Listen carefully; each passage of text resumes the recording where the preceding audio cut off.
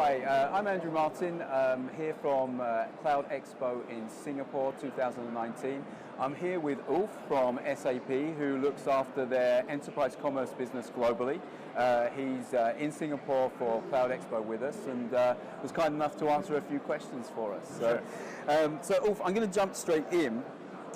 First question that we have for you is, when a company or people are looking at investing in an e-commerce solution, what do you feel are the most important factors that they should consider in that decision process? Yeah, very good question. I think we've come a long way with e-commerce, right? It started to be just an e-shop, and then we all were talking about omnichannel commerce. I have the impression that we are past omnichannel commerce already, right? The commerce channel is one of the digital channels customers should look after when it comes to their digital transformation strategy. Okay. And a very important one, though, because that is the one channel where the interaction, the direct interaction with consumers is happening.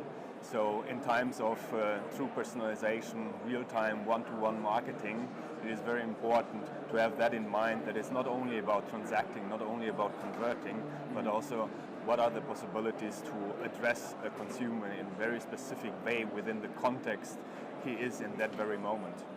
Okay, it's interesting. And just to take that point a little bit further, with the kind of companies you speak to, are they already trying to do e-commerce in a basic way, or are you speaking to companies that you're taking from zero in terms of their e-commerce capabilities? No, very often the companies we are talking to already have an e-commerce practice. So you rarely find, maybe more in the B2B segment where manufacturers start to direct to consumer endeavor, but the majority of the companies worldwide have started already their e-commerce practice way in the past, and now they are looking for these next steps. Right? So how do I embed commerce in an overall customer experience ecosystem landscape? Yeah, understand. So it's really developing from basics to take things to a much more complex level in terms of how they interact with customers. Absolutely. Interesting. Okay. In terms of what you do and with what the SAP offering is, what would you say differentiates you from the others out there trying to do the same thing? SAP acquired a company for e-commerce, right? Hybris. I came to SAP through the acquisition of Hybris, and SAP Commerce is now for many years leader in Gartner research papers, in Forrester papers. So we kept staying there at the top for many years. So it's a very feature-rich solution. And at the same time, me and my team, we are reinventing commerce again and again and again. So we are bringing this solution into the cloud world with cloud-native assets, with cloud-native operational models, because we are at the edge of a new software development era, right? Software development happening, microservices, fashion. We are competing with, and our customers are competing with Amazon. Amazon is doing 50 million releases a year, right? So the agility and the speed of bringing an idea to market is key in this business. And the solution is really catering for that agility necessary for our customers. Yeah, interesting. I've never heard that figure before. 50 million releases a year, that's scary. Incredible. So a lot of the people that subscribe to Disruptive Tech ASEAN come from a data background, so data analytics, things like that. In terms of what you do, how important is taking the data that your customers are collecting and using that to their advantage? I mean, that is the absolute topic for me nowadays. I always tell my customers that if back in the days what a vendor or a company had to own was the IP of how to produce the products and the IP on the business processes, how the interaction with customers are happening. And I say to that nowadays, the IP of your customer data has to be added to it, right? Because there were intermediaries who were taking that over in the last years, right? Companies like Google, like Facebook, and they made a lot of money out of that data. But I think vendors have to realize they should own that interaction data with their customers, and then use that data to just provide better experiences for their consumers. So it is really essential that you are not losing that data. And then there's a lot, right, in the digital channel, what is coming in, right? If you are listening to all the sensors possible in the digital channels, you need to make business sense out of it. Correct. So analyzing that data, getting business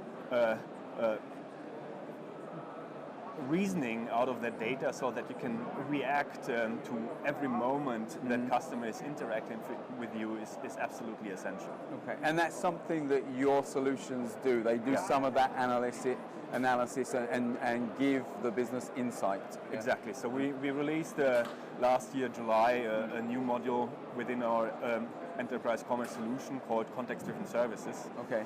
And that really analyzes the stream of events and sensoric data which is coming in from customers and is providing the ability to provide that context for the business to understand what is that feeling in that moment the customer has. Because sometimes in our CRM solutions we just look at the past, right? What orders did the customer place, but it's not about the past, right? It's about that very moment. What is the interest is, and what is his affinity in that very moment, and how do you detect that affinity so that you can guide the customer into the direction he wants to go in that very moment, so that your conversion rates are growing, that your cart values are growing. Yeah, it makes perfect sense. Absolutely. So, last question, and I guess it comes on nicely from what you were just saying, but I'm assuming that your solution can't be standalone. You have to integrate with other things out there. Is that the case, and can you give examples of how you do that?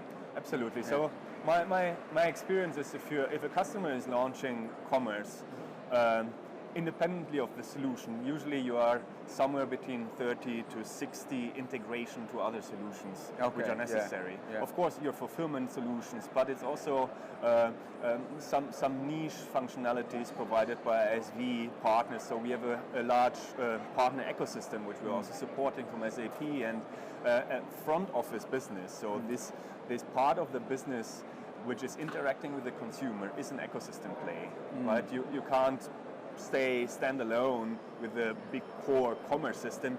You need things like product recommendation tooling maybe, or consumer sentiment tooling. So it's always an integration play, definitely. And our software is built in such a way that it supports that from the get-go.